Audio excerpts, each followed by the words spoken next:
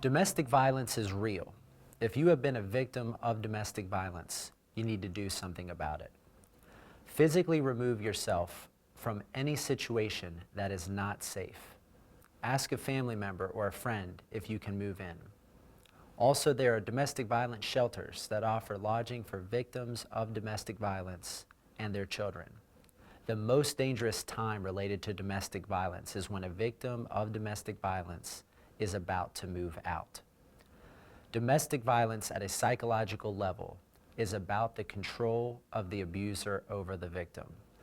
Secondly, always contact law enforcement if there is an emergency or a dangerous situation. Third, seek counseling and domestic violence agencies in your area. Here in Asheville, you might consider Helpmate.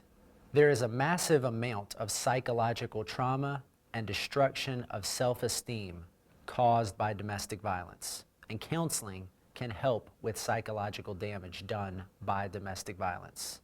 You can also go through the legal process to address the situation by seeking an emergency protective order if you feel that you are in danger.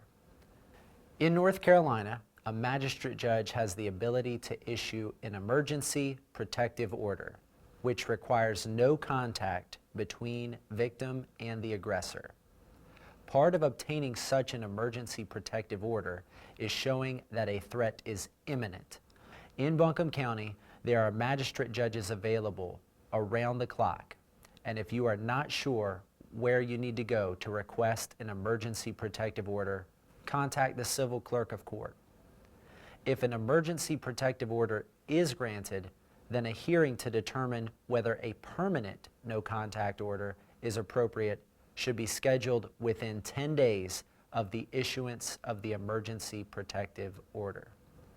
If the perpetrator of domestic violence makes contact after the protective order is in place, i.e., violates the protective order, then this is a criminal offense in North Carolina. Even if the victim initiates contact after the order is in place, it is the perpetrator that will suffer the consequences of reciprocating contact. So, if a person has been told not to contact another under a protective order, he should not have phone calls with the person who requested the no contact order. He should not return voicemails or respond to text messages, make Facebook posts, or engage in other forms of communication electronically or by social media. If he sees the other person in the supermarket or at a sporting event, he should turn around and avoid contact. If the person against whom the no contact order is effective does not take precautions to avoid contact, he may find himself criminally charged with violating the protective order.